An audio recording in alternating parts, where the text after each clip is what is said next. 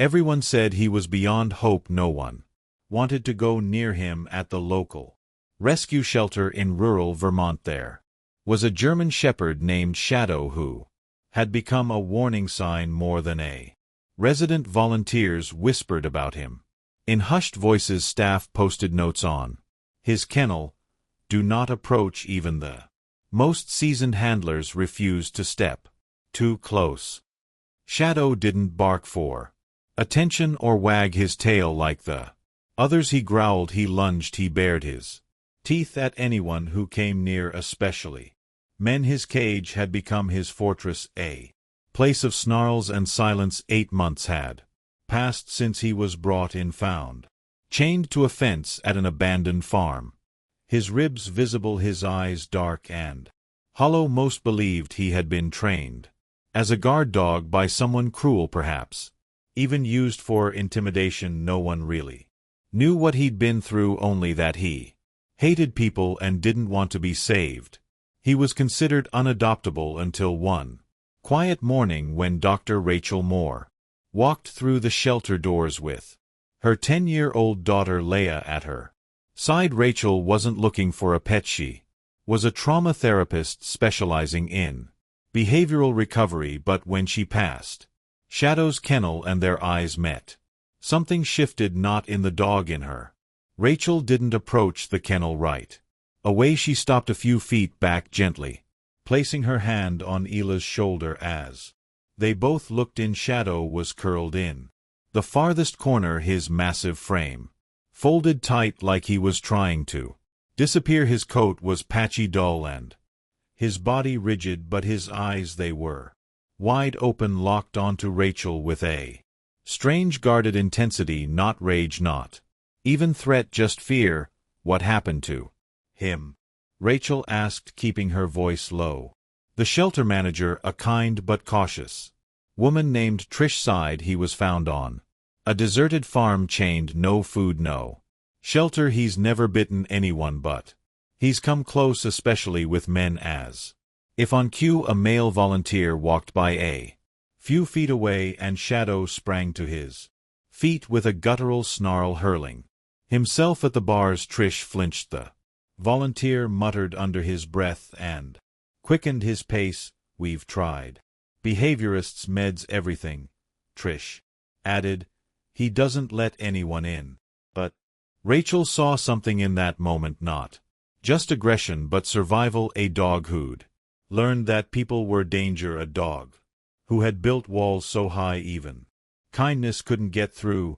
"May I sit here?" she asked, motioning to the floor in front of the kennel. Trish hesitated, then nodded. "He won't come near you." "That's okay," Rachel replied. "I'm not here to ask anything of him." She sat cross-legged, pulled a book from her bag.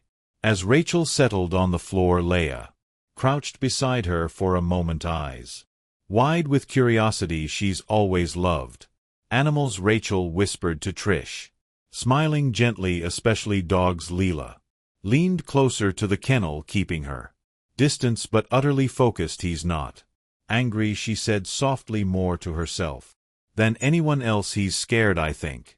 He's just trying to protect himself." Trish raised an eyebrow. "Smart kid. She gets it from her mom," Rachel chuckled, brushing a hand through Leah's curls. "She wants to study animal behavior one day. Said she came today not just to help but to understand." Rachel began reading softly, not to Shadow but simply with him. 2 days after their first visit, Rachel found Leah sitting on the back porch, her sketch pad resting on her knees. She had drawn Shadow again, this time not growling but curled beneath a tree, eyes half closed, peaceful. "I think he could be different," Leah said softly, not looking up. "If someone just gave him a real chance." Rachel sat beside her, brushing wind-blown curls from her daughter's face. "Sweetheart, that kind of healing takes a long time, and it's not easy." "I know," Leah said, glancing up, "but you always tell your clients the hard things are the ones worth doing. Maybe he's waiting for someone like us." Those words stayed with Rachel long after Leah went to bed that night. She reviewed Shadow's case files again, but this time not as a therapist assessing risk but as a mother hearing her daughter's quiet conviction. The next morning she submitted the adoption application at the shelter board meeting. The reaction was immediate. "He's dangerous," said Dr. Morgan, the shelter's head vet. "Unpredictable. We've seen no consistent improvement. He belongs in a facility, not a family home, especially one with a child." Rachel kept her voice calm. "He's not aggressive by nature. He's afraid. His behavior is rooted in trauma, not dominance. What he needs is trust, routine, and a safe environment." Another board member interjected, "You're a single parent. What makes you think you're equipped for something like this?"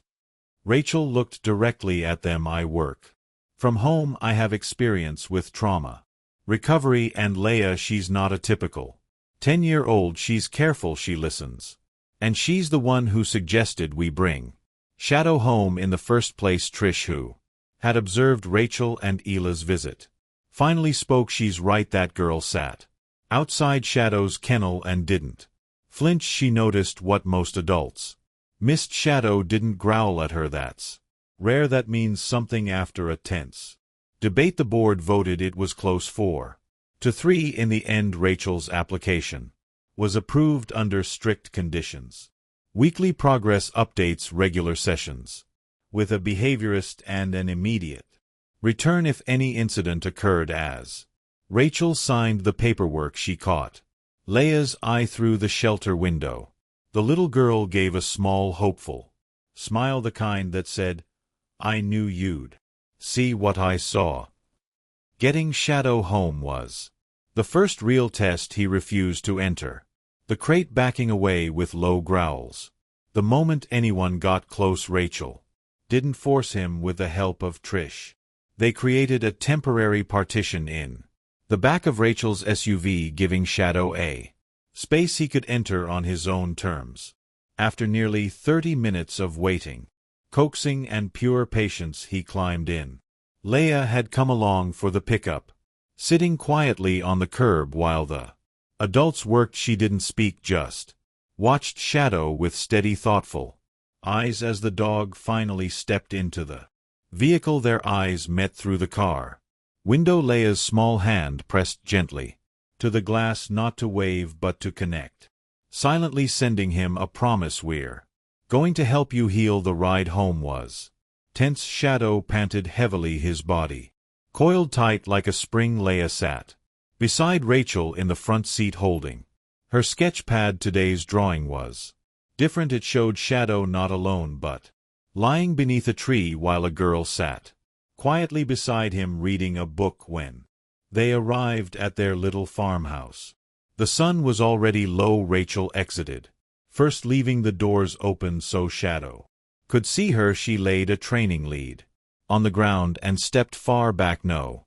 pressure. Shadow stayed frozen, then stepped out slowly, nose low, tail down. He followed the lead inside, keeping distance. Inside his space was ready: a crate without a door, soft bedding, no sharp sounds or fragile objects, everything arranged for safety and healing. Leah peeked around the hallway, eyes full of hope. "Is this his forever spot?" Rachel nodded. "If he wants it to be."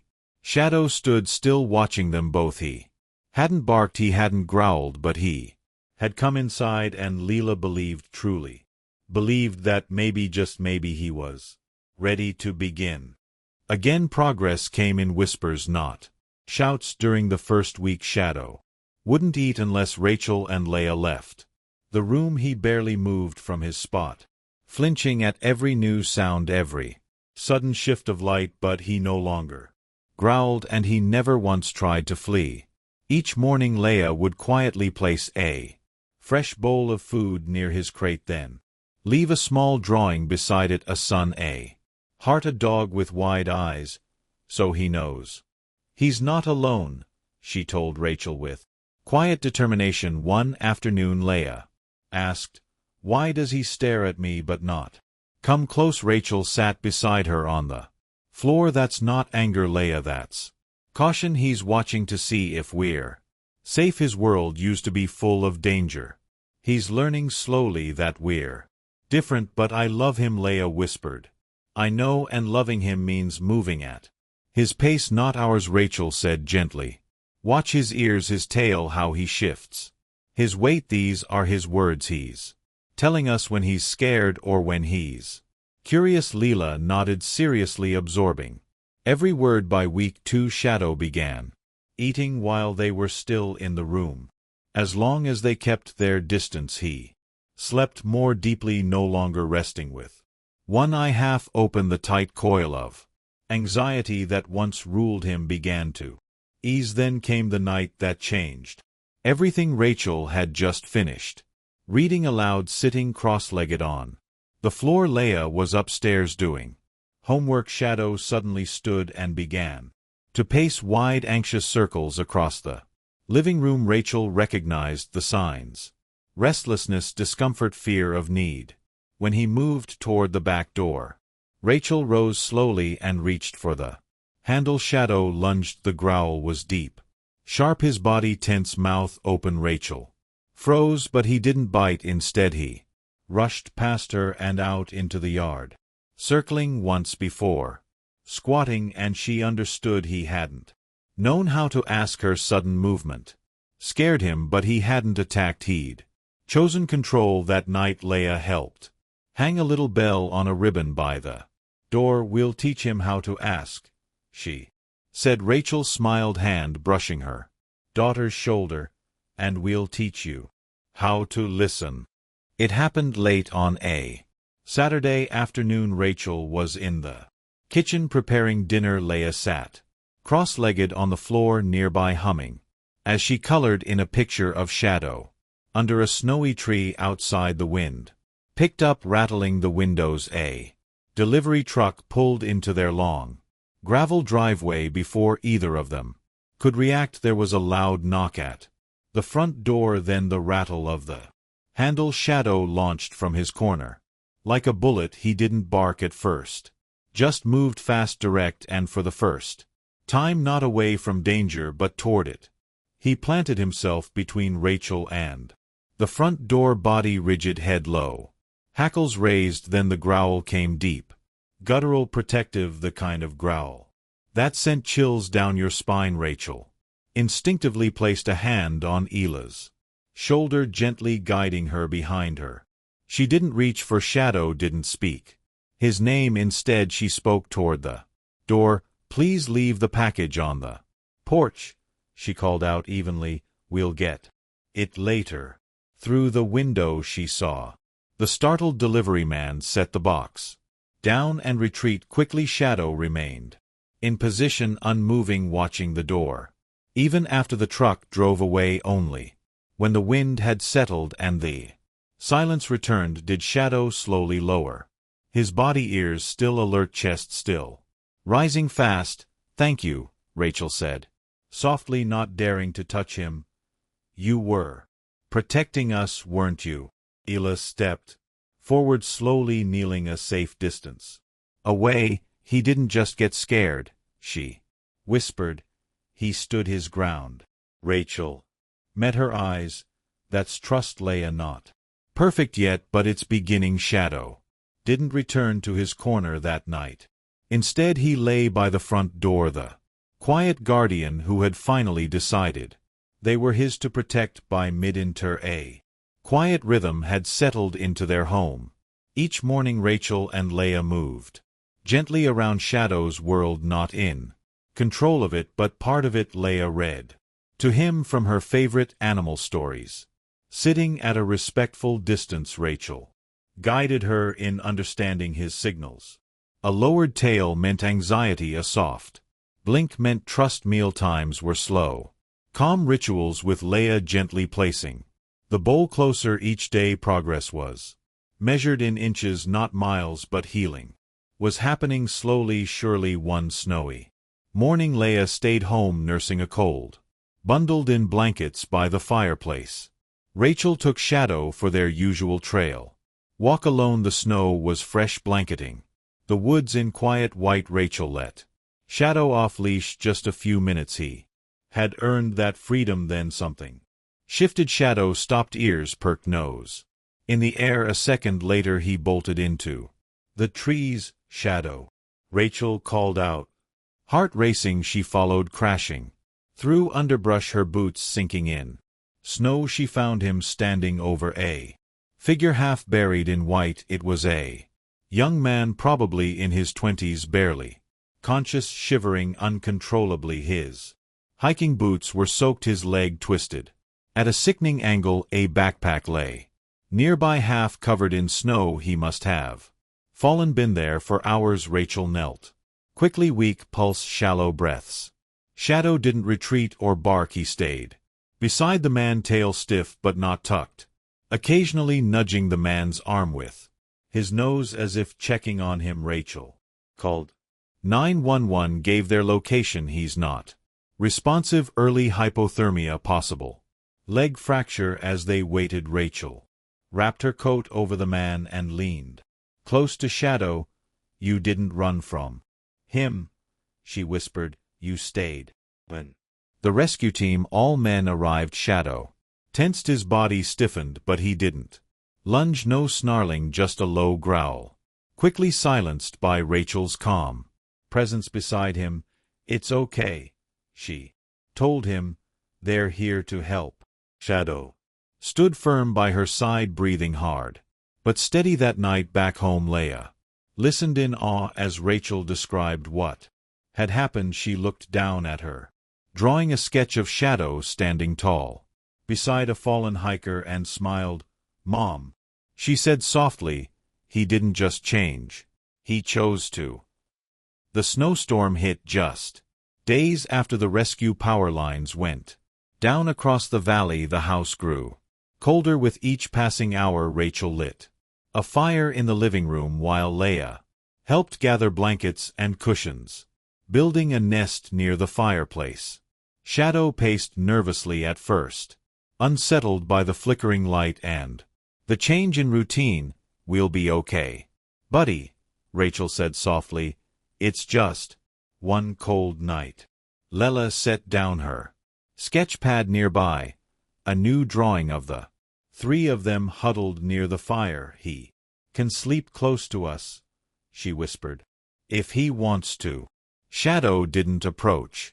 At first he settled in his usual spot, just out of reach, just within sight, but sometime around 3 a.m. Rachel stirred from half-leap to find Shadow had moved. He now lay curled beside Leia, not touching but near enough for warmth to pass between them. Rachel didn't say a word. She didn't reach out. She simply added another log to the fire and whispered, "Good night, brave boy." When morning came, the house was still cold, but something inside it had changed. Shadow no longer slept in the far corner.